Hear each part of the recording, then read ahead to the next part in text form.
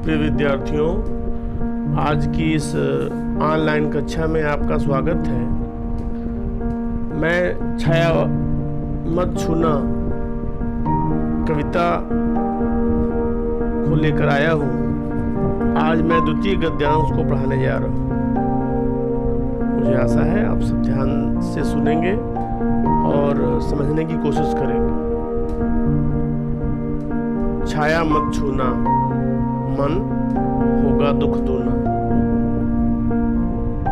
जैसा कि मैंने पहले बताया, पहले पद्यांश के भावार्थ में कि कवि संबोधित कर रहा है अपने मन को कि हे मेरे मन, तू अतीत की स्मृतियों को याद न करना, वरना तुम्हारा कष्ट दुगुना हो जाएगा। तुम्हारा जो गम है वह अधिक बढ़ जाएगा। तो उसी क्रम में द्वितीय पद्यांश देखें। यश है या न वैभव है, मान है न सरमाया, जितना ही दौड़ा तो उतना ही भरमाया। प्रभुता का शरण बिंब केवल मृग तृष्णा है, हर चंद्रिका में छिपी एक रात कृष्णा है। जो है यथार्थ कठिन उसका तू कर पूजन, छाया मत छूना, मन होगा दुख दूना। यही पद्यांश आपको पढ़ना है। इस पद्यांश को पढ़ने से पहले एक बार फिर से हम पाठ परिचय देख लेंगे। छाया मत छूना प्रस्तुत कविता में कवि गिरिजा कुमार माथुर जी ने हमें यह संदेश देने की कोशिश की है कि हम अपने अतीत के सुखों को याद करके अपने वर्तमान के दुख को और गहरा न बनाएं। अर्थात व्यक्ति को अपने अतीत की यादों में डूबे न रहकर अपनी वर्तमान स्थिति का डटकर सामना करना चाहिए और अपने भविष्य को उज्जवल बनाना चाहिए। कवि हमें यह बताना चाहता है कि इस जीवन में सुख और दुख दोनों ही हमें सहन करने पड़ेंगे।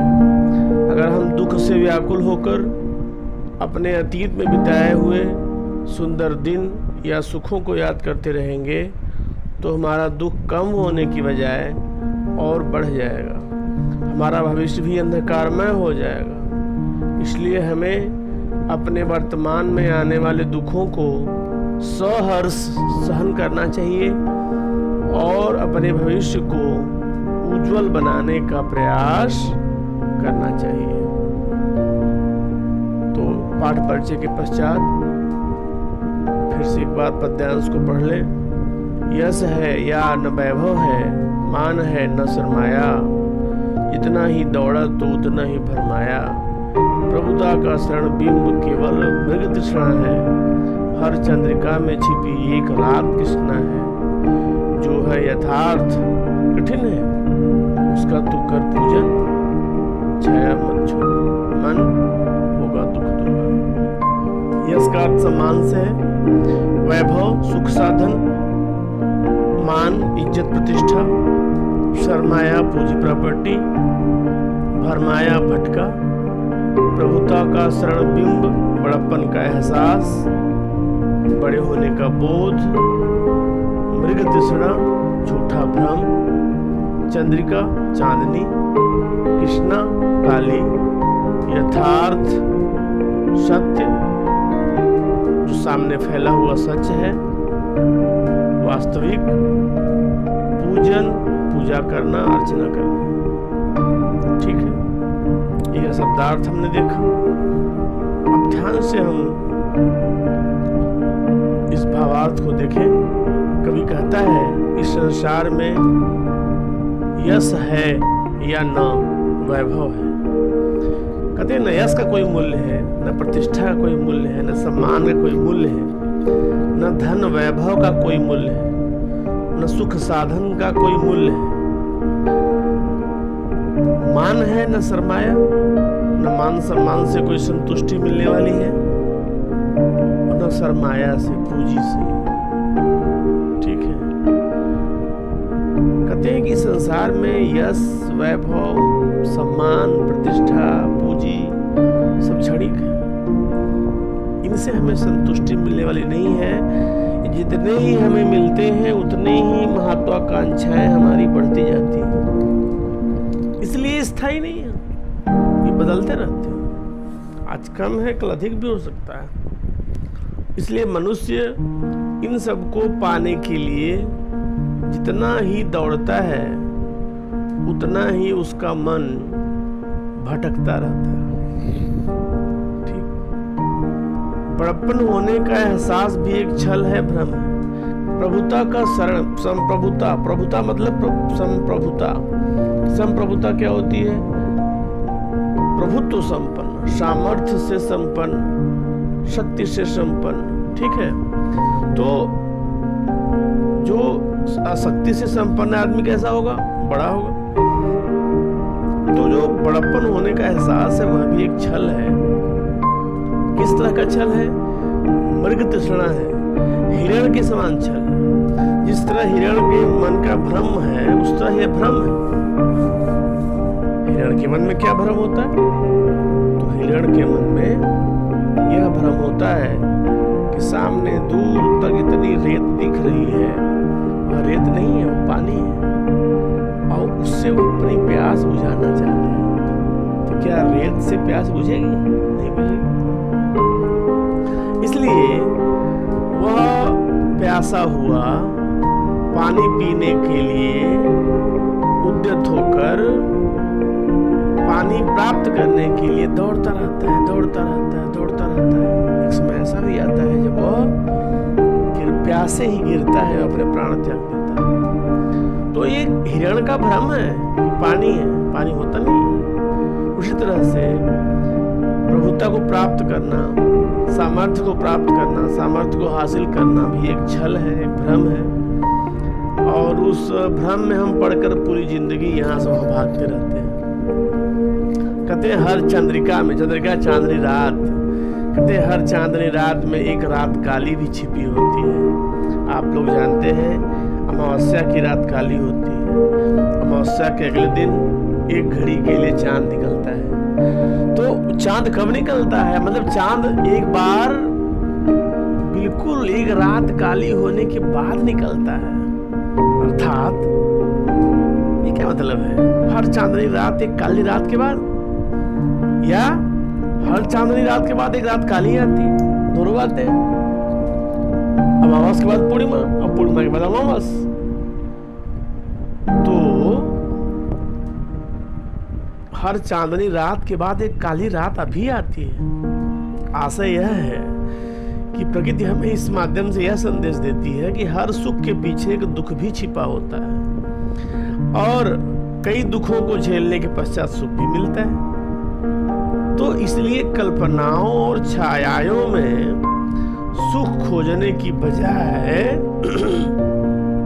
जीवन की कठोर सच्चाइयों का हमें सामना करना चाहिए और उन्हें ही सच मानकर अपना जीवन व्यतीत करना चाहिए। उन्हें ही स्वीकार करके उनके बीच से जीने का रास्ता निकाल लेना चाहिए। गलती से भी अतीत की स्मृतियों को, बीते हुए समय की याद को, बीते हुए समय में प्राप्त होने वाले सुख की याद को हम कभी याद न करें और कल्पना के संसार में न भटके। कल्पना के संसार में भटकेंगे तो कभी यथार्थ का पूजन नहीं कर सकते। यथार्थ जो सामने दिखाई दे रहा है, सामने फैला सच, उसे स्वीकारना बहुत कठिन होता है।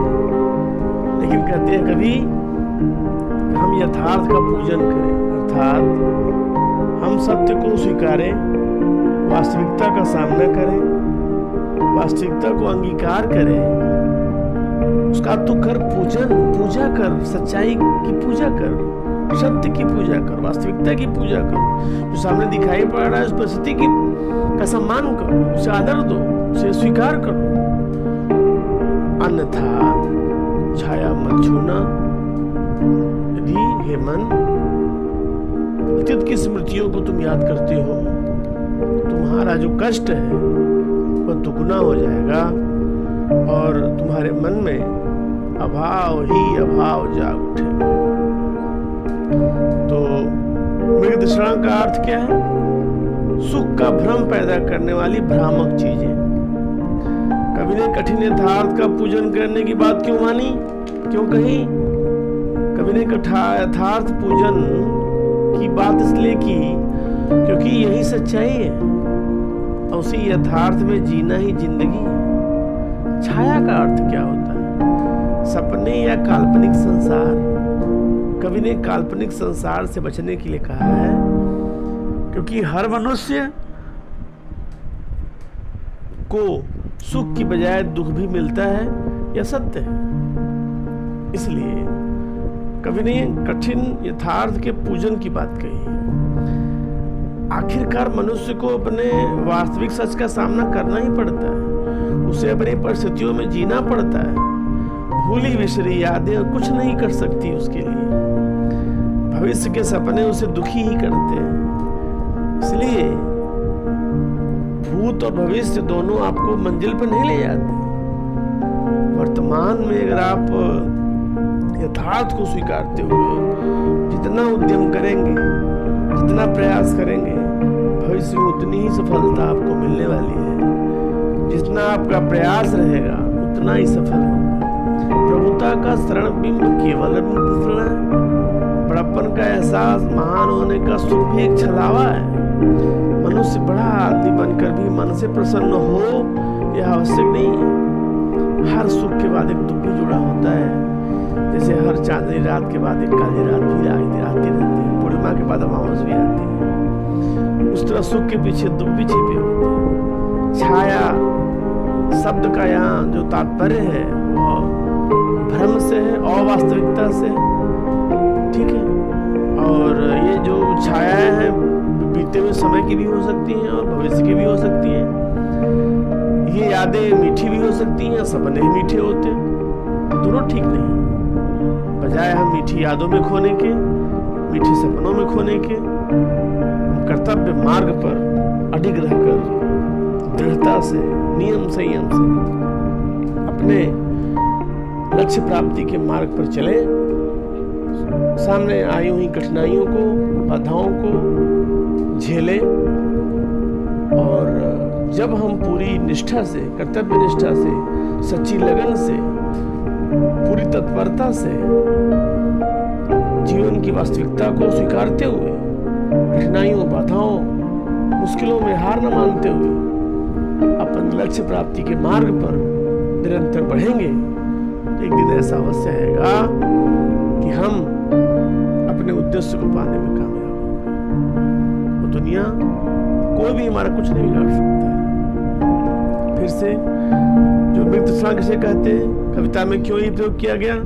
गर्मी की खिलाती धूप में सड़क पर पानी की चमक दिखाई देती है। किसको? हिरण को।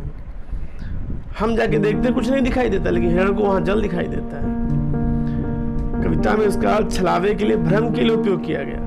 कवि कहना चाहता है कि लोग बड़प्पन में सुख मानते हैं, सत्ता पाकर के, शक्ति पाकर के, सामर्थ्य पाकर के अपने आप को सुखी मानते हैं। किंतु ये जरूरी नहीं है कि बड़े होकर के आप सुखी ही हो जाएं।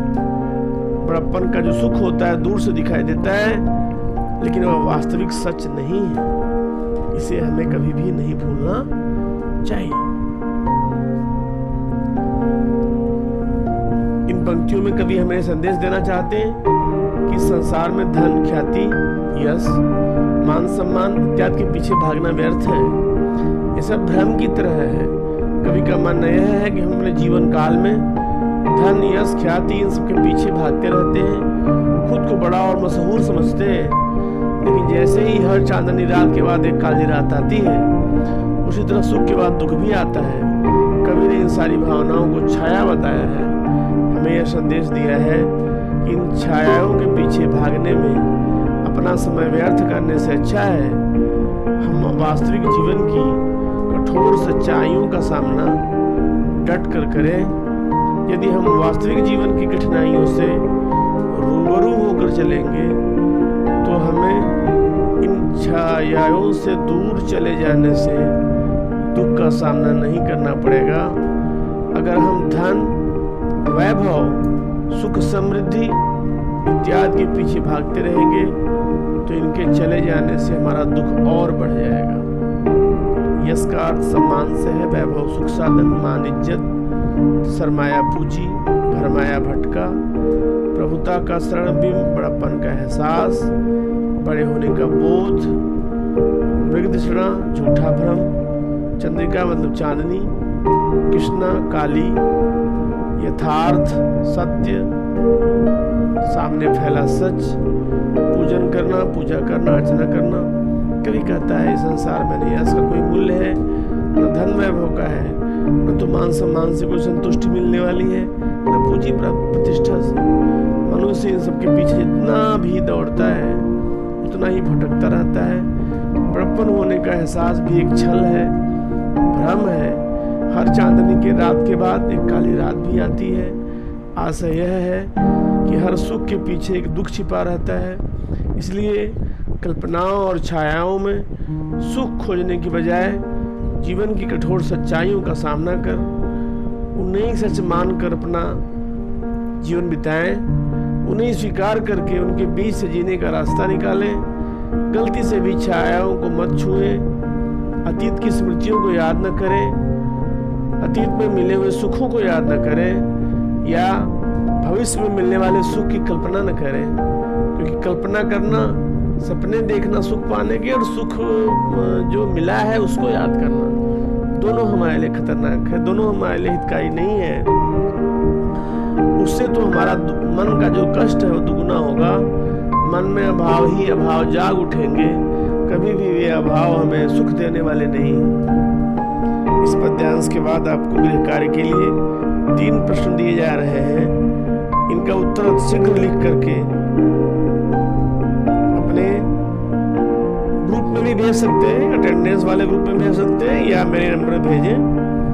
मुझे देखना है कौन कविता के पद्यांश को समझा है, किसने इन प्रश्नों के उत्तर सबसे पहले लिख के दिखाए। धन्यवाद।